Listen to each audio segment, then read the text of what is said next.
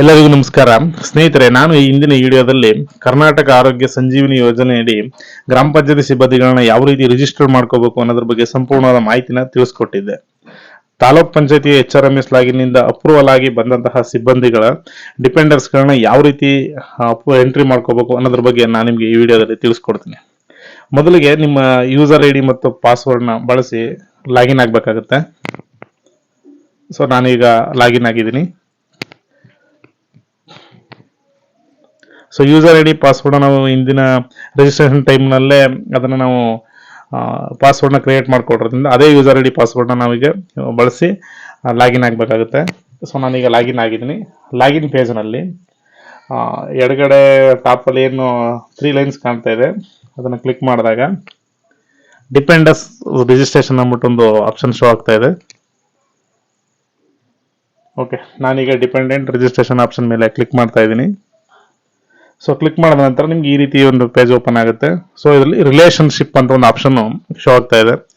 So ಅದ್ರ ಮೇಲೆ click ಮಾಡಿ ನೀವು ಯಾರನ್ನ ಈಗ ಸೆಲೆಕ್ಟ್ ಮಾಡ್ಕೋತೀರಾ ಅಂತ ಅಲ್ಲಿ ಶೋ ಆಗ್ತಾ ಇದೆ. ಸೊ ನಾನೀಗ ಸ್ಪೌಸ್ನ ಸೆಲೆಕ್ಟ್ ಮಾಡ್ಕೋತಾ ಇದ್ದೀನಿ.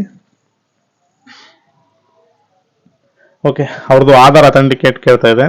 ಸೊ ನಾನು ಆಧಾರ್ ಅಥೆಂಟಿಕೇಟ್ ಮೇಲೆ ಕ್ಲಿಕ್ ಮಾಡ್ತಾ ಇದ್ದೀನಿ. ಓಕೆ, ನಂತರ ಅದು ಈ KYC ಸರ್ವಿಸ್ ಪೇಜ್ಗೆ ಆಟೋಮೆಟಿಕ್ ಆಗಿ ಅದು ಪೋರ್ಟ್ ಆಗುತ್ತೆ. ಸೊ ಅದರಲ್ಲಿ ಆಧಾರ್ ಸಂಖ್ಯೆ ಅಂತ ಇರುತ್ತೆ. ಸೊ ನಾವಿಲ್ಲಿ ನಮ್ಮ ಡಿಪೆಂಡ್ ಏನಿದೆ ನಮ್ಮ ಸ್ಪೌಸ್ದು ಅವ್ರದ್ದು ಆಧಾರ್ ನಂಬರ್ನ ಇಲ್ಲಿ ಎಂಟ್ರಿ ಮಾಡಬೇಕಾಗುತ್ತೆ. ಓಕೆ, ಆಧಾರ್ ನಂಬರ್ನ ಎಂಟ್ರಿ ಮಾಡಿದ ನಂತರ ಒಂದು ದೃಢೀಕರಣ ಕೇಳುತ್ತೆ. ಸೊ ಅದ್ರ ಮೇಲೆ ನಾವು ಅದು ರೇಡಿಯೋ ಬಟನ್ನ ಟಿಕ್ ಮಾಡೋ ಮುಖಾಂತರ ಅಪ್ರೂವ್ ಕೊಡಬೇಕಾಗತ್ತೆ. ಸೊ ನಾನೀಗ ರೇಡಿಯೋ ಬಟನ್ ಮೇಲೆ ಕ್ಲಿಕ್ ಮಾಡ್ತಾ ಇದ್ದೀನಿ. ಓಕೆ, ನಂತರ ಬಾಟಮ್ ಅಲ್ಲಿ OTP ಅಂತ ಕೇಳ್ತಾ ಇದೆ. ಸೊ ನಾನು OTP ಆಪ್ಷನ್ ಮೇಲೆ ಕ್ಲಿಕ್ ಮಾಡ್ತಾ ಇದ್ದೀನಿ. ಓಕೆ, ನಂತರ ಜನರೇಟ್ OTP ಅಂತ ಕೇಳುತ್ತೆ. ಸೊ ನಾನೀಗ ಜನರೇಟ್ OTP ಆಪ್ಷನ್ ಮೇಲೆ ಕ್ಲಿಕ್ ಮಾಡ್ತಾ ಇದ್ದೀನಿ.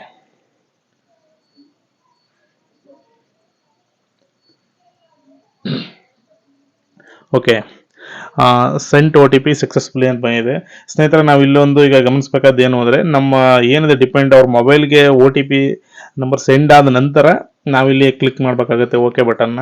ಇಲ್ಲಾಂದರೆ ಅದು ಕೆಲವು ಟೈಮ್ಲಿ ತುಂಬ ಲೇಟಾಗಿ OTP ಮೊಬೈಲ್ಗೆ ಬರುತ್ತೆ. ಅದಕ್ಕೋಸ್ಕರ ಅವ್ರ ಮೊಬೈಲ್ಗೆ OTP ಬಂತ ಅಂತ ಕನ್ಫರ್ಮ್ ಮಾಡಿಕೊಂಡು ಆ ನಂತರ OTPನ ಇಲ್ಲಿ ಓಕೆ ಬಟನ್ ಮೇಲೆ ಕ್ಲಿಕ್ ಮಾಡಬೇಕಾಗುತ್ತೆ. ನೀವು ಯಾವಾಗ ಓಕೆ ಬಟನ್ ಕೊಡ್ತೀರೋ ಅಲ್ಲಿಂದ ಅದು ಟೈಮು ಕೌಂಟ್ ಡೌನ್ ಸ್ಟಾರ್ಟ್ ಆಗುತ್ತೆ 2 ನಿಮಿಷಕ್ಕೆ. ಓಕೆ, ನಂದು ಮೆಸೇಜ್ OTP ಬಂದಿರೋದ್ರಿಂದ ನಾನು ಕೊಡ್ತಾ ಇದ್ದೀನಿ. ನೋಡಿ ಸ್ನೇಹಿತರೆ, ಈಗ ನಾವು ಯಾವಾಗ ಓಕೆ ಬಟನ್ ಪ್ರೆಸ್ ಮಾಡಿದ್ವಿ ಆ ಟೈಮಿಂದ ಇಲ್ಲಿ OTP ಕೌಂಟ್ ಡೌನ್ ಸ್ಟಾರ್ಟ್ ಆಗ್ತಾ ಇದೆ. ಸೊ ನೀವು ಅದನ್ನು 5 ನಿಮಿಷ ಬೇಕಾದ್ರೂ ಹಂಗೇನು ಓಕೆ ಪ್ರೆಸ್ ಮಾಡ್ದೇ ಇಟ್ಕೋಬಹುದು. OTP ಬಂದ ನಂತರ ನೀವು ಓಕೆ ಬಟನ್ ಮೇಲೆ ಕ್ಲಿಕ್ ಮಾಡ್ಕೋಬಹುದು. ಓಕೆ, ನಾನೀಗ OTPನ ಎಂಟ್ರಿ ಮಾಡಿ ಸಬ್ಮಿಟ್ ಆಪ್ಷನ್ ಮೇಲೆ ಕ್ಲಿಕ್ ಮಾಡ್ತಾ ಇದ್ದೀನಿ.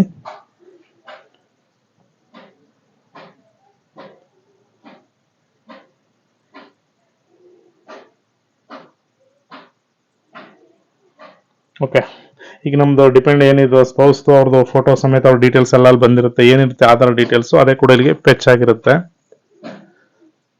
ನಾವು ಒಂದ್ಸಲ ಅದನ್ನ ವೆರಿಫೈ ಮಾಡ್ಕೋಬಹುದು. ಅದರಲ್ಲಿ ಏನಾದ್ರು ಎಡಿಟ್ ಮಾಡ್ಕೋಬೇಕು ಅಂದ್ರೆ ಸಣ್ಣ ಪುಟ್ಟ ಎಡಿಟ್ ಮಾಡ್ಕೋಬಹುದಾಗಿರುತ್ತೆ.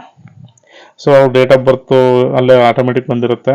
ನಾವು ಫೋನ್ ನಂಬರು ಮತ್ತೆ ಅದು ಆನ್ಯುವಲ್ ಇನ್ಕಮ್ನ ಎಂಟ್ರಿ ಮಾಡಬೇಕಾಗುತ್ತೆ. ಹೋಗಿ ಅವ್ರದ್ದು ವರ್ಕಿಂಗ್ ಸ್ಟೇಟಸ್ನ ಕೂಡ ನಾವು ಸೆಲೆಕ್ಟ್ ಮಾಡಬೇಕಾಗುತ್ತೆ. ಸೊ ನಾನು ಹೌಸ್ ವೈಫ್ ಆಗಿರೋದ್ರಿಂದ ಅವರು ಹೌಸ್ ವೈಫ್ನ ಸೆಲೆಕ್ಟ್ ಮಾಡ್ಕೋತಾ ಇದ್ದೀನಿ. ಓಕೆ, ನಂತರ ಸೇವ್ ಡಿಪೆಂಡ್ ಆಪ್ಷನ್ ಮೇಲೆ ಕ್ಲಿಕ್ ಮಾಡಿ ನಮ್ಮ ಡಿಪೆಂಡೆಂಟ್ ಏನಿದ್ದಾರೆ ಅವ್ರನ್ನ ಸೇವ್ ಮಾಡ್ತಾ ಇದ್ದೀನಿ.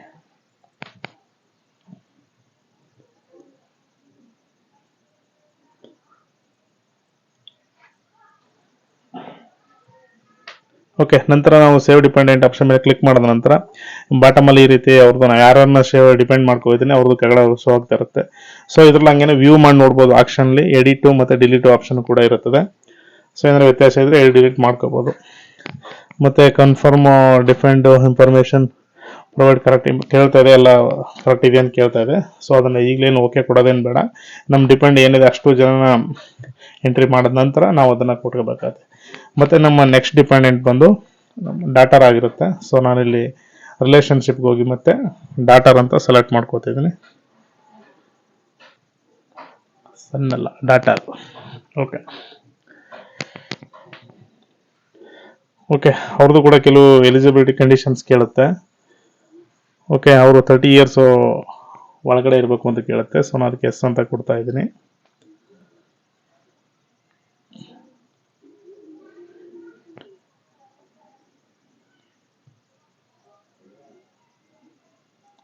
ಹಾಗೆ ದ ಚಿಲ್ಡ್ರನ್ಸ್ ಆರ್ ಮ್ಯಾರಿಡ್ ಅಂತ ಕೇಳ್ತಾ ಇದೆ.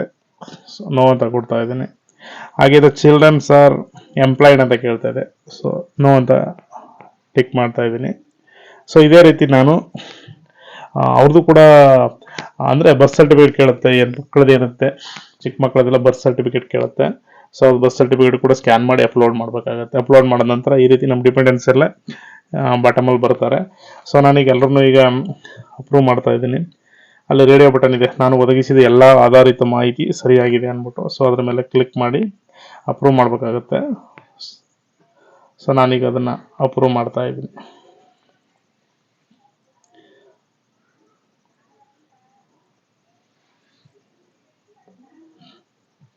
ಓಕೆ, ನಾನೀಗ ಅದನ್ನು ಸಬ್ಮಿಟ್ ಬಟನ್ ಮೇಲೆ ಕ್ಲಿಕ್ ಮಾಡಿ ಅಷ್ಟು ಜನ ಡಿಪೆಂಡ್ ಮಾಹಿತಿ ಸರಿಯಾಗಿದೆ ಅಂದ್ಬಿಟ್ಟು ಅಪ್ರೂವ್ ಮಾಡ್ತಾ ಇದ್ದೀನಿ.